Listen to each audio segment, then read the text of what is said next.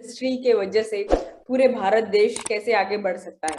एक ऐसे इंसान की जो पहले इंडस्ट्रियलिस्ट और एक में वैसे थे जिनको भारत रत्न अवार्ड मिला। एक ऐसे इंसान जिन्होंने उनकी सपने की जो ऊंचाइयां थी उसी ऊंचाइयों पे पूरे भारत देश को वो अपने साथ लेके गए।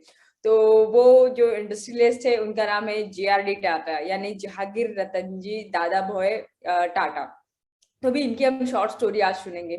इनका जो जन्म है वैसे तो फ्रांस देश में हुआ और इनका सिटीजनशिप भी फ्रेंच था। लेकिन उनके माताजी के गुजरने के बाद जो कि फ्रेंच थी, वो अपने पिताजी के साथ में भारत देश में जमशेदपुर में शिफ्ट हो गए। और यहाँ पे शिफ्ट होने के बाद में जैसे हमें पता है जमशेदजी टाटा जिन्होंने पहले शुरुआत की टाटा स्टील की, तो वहां वो इंडस्ट्री में एंटर करने के बाद में उनको ऐसे लगा कि being a part of Tata Sons उनको वहां पे कोई हाई पोजीशन मिलेगा और वहां पे वो अपना काम शुरू किया। लेकिन Tata is famous for its culture. तो पहला जो उनको लगता है कि जो उनके टॉप पोजीशंस लोग हो या कल्चर में होना चाहिए, दैट इज हम्बलनेस, ह्यूमिलिटी। तो उन्होंने पहले इनको जो जॉब दिया वो एज जो डायरेक्टर का केबिन था उसके बाहर एज अ प्यून करके इन्होंने अपना काम शुरू किया। वो भी नॉन पेड अप्रेंटिसशिप थी, जिनका इन्हें पैसे नहीं मिलता था, सिर्फ इनको ट्रेनिंग के लिए वैसे बाहर रखा था। वहां पे अपने करियर की शुरुआत करने के बाद में धीरे धीरे ये समझे कि ये पोजीशन, ये जॉब मुझे क्यों दिया गया है, मुझे किस तरीके से देखना है कि कैसे पूरे इंडस्ट्री में काम होता है।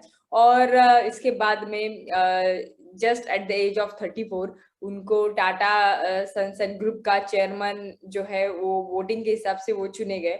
और यहाँ से उन्होंने स्टार्ट की अपनी journey with Tata and whole India. तो जैसे ही उन्होंने अपनी स्टार्ट की, उनको ये पता था कि अभी इंडस्ट्री को हमें एक्सपेंड करना है। तो ये सोचने लगे कि ऐसी कौन सी इंडस्ट्री है जहाँ से मुझे शुरुआत करनी चाहिए। और वो इरा था वर्ल्ड वॉर 2 का।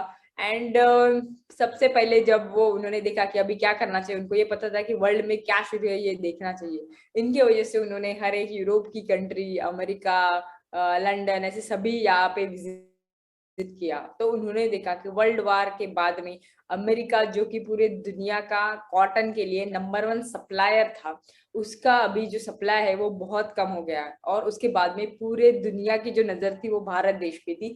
भारत कैन बन सकता था, उसमें ये पावर था कि वो नंबर 1 सप्लाई ऑफ कॉटन बन सके। इसी का फायदा ब्रिटिश लोग जो है वो उठा रहे थे। यहाँ से रॉ मटेरियल लेके उसको अच्छे तरीके से प्रोसेस करके वो कपड़ा बना रहे थे। और उनके प्री प्रोसेसिंग के लिए उन्होंने जो मिल्स है वो बॉम्बे में शुरुआत की थी। लेकिन जब इन्होंने JRD टाटा ने सोचा कि उनको मिल लगानी है, इंडस्ट्री लगानी है, तो उन्होंने जो लोकेशन है वो नागपुर चूज किया। तो उन्होंने फर्स्ट मिल अपना नागपुर में जब लगाने का अपना उद्देश्य रखा, तो सबको ऐसे लगा कि क्या नागपुर नागपुर में इन्होंने ऐसा डिसीजन क्यों लिया। So number 1 decision was the raw material availability. Nagpur और उसके आजू बाजू के डिस्ट्रिक्ट्स जो थे वहां पे रॉ मटेरियल यानी कॉटन तैयार होता था। तो उनको ये लगा था कि मेरी इंडस्ट्री जो रॉ मटेरियल की है वो पास में रहेगी। अभी सेकंड चीज ये रहा कि ये रॉ मटेरियल का सप्लाई अगर दूसरे देशों में करते हैं तो किस प्रकार से करना चाहिए।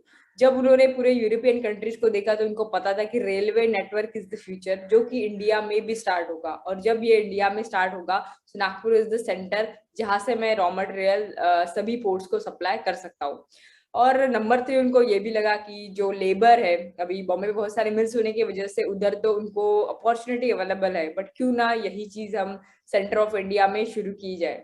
लेकिन जब उन्होंने इंडस्ट्री स्टार्ट की with the best plant and machinery उन्होंने यहाँ पे लाया, तो एक जो मेन चैलेंज है जो वो फेस कर रहे थे वो है जो भी वहाँ के वर्कर्स है उनका ले बैक एटीट्यूड। यानी उन्होंने कभी इंडस्ट्री में काम ही नहीं किया था, तो उनका कुछ एटीट्यूड ही नहीं था। उनको ये पता भी नहीं था कि डेली इंडस्ट्री में जाना पड़ता है और काम करना पड़ता है।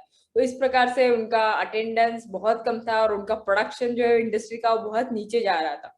इस मुकाम पे अगर कोई दूसरा इंसान होता तो अपनी इंडस्ट्री या मिल चलाने के लिए वो ये सोचता था कि ठीक है, I will start the hire and fire policy. मतलब कि जो नहीं आएगा उसको निकाल देंगे और जो आ रहा है उसको ही रखेंगे। या तो जो आप आओ या ना आओ, आपका जो पर डे बेसिस पे आपको पेमेंट मिलेगा। लेकिन JRD टाटा ने ऐसा नहीं किया। उन्होंने कुछ ऐसी चीजें वर्क कल्चर में लाई जो कि पूरे भारत में पहली बार थी।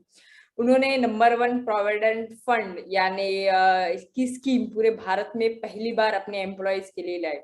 उन्होंने पहली बार मेडिकल इंश्योरेंस जो है वो अपने एम्प्लॉयज के लिए शुरू किया, एम्प्लॉयज यानी यहाँ पे वर्कर्स और लेबर्स के लिए।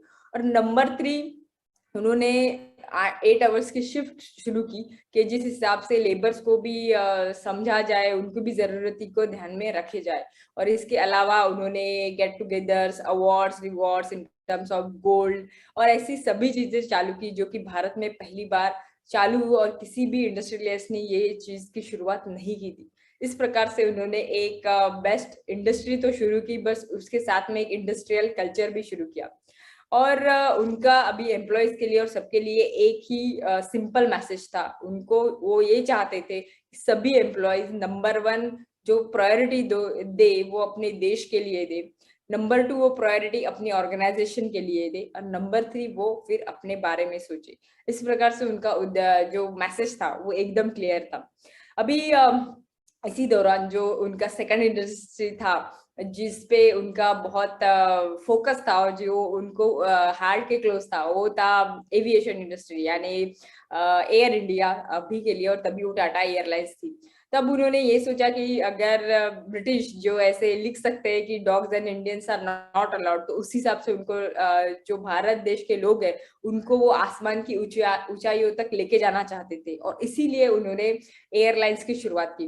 एयरलाइंस की शुरुआत करने के बाद में ऐसे नहीं कि उन्होंने शुरुआत की, जो एयरलाइंस जिस मुकाम पे उन्होंने एयर इंडिया को लाके खड़ा किया था, top 3 airlines in the world में एयर इंडिया का नाम था। उसी के बाद में इतना ही नहीं कि जो वर्ल्ड में once in a time China के जो प्रेसिडेंट थे या यूरोप के कुछ कंट्रीज के किंग्स एंड क्वींस थे, और भारतीय जो स्वतंत्रता के बाद में ऐसा हुआ कि हमें किसी और एयरलाइंस में फ्लाई करने की जरूरत नहीं थी, बिकॉज हमारी इंडिया की खुद की एयरलाइंस थी। तो इस मुकाम पे उन्होंने एयर इंडिया को लाके खड़ा किया था, और वो एक्चुअल में महाराजा थी in terms of airlines. But then कुछ वजह से ये ग्लोरी, ये वैभव उनसे छीना गया। लेकिन फिर से एक बार ये एयर इंडिया जिसकी बिलोंगिंग्स थी उसके पास रिटर्न आ गया है, और again they have started their journey to become the best brand और Maharaja in terms of the airlines, जो कि उनका ब्रांड लोगो था या ब्रांड नेम था। तो आज जो मैंने आपको कहानी बताई है वो एक ब्रांड की, उसके ओनरशिप की, उसके फाउंडर की।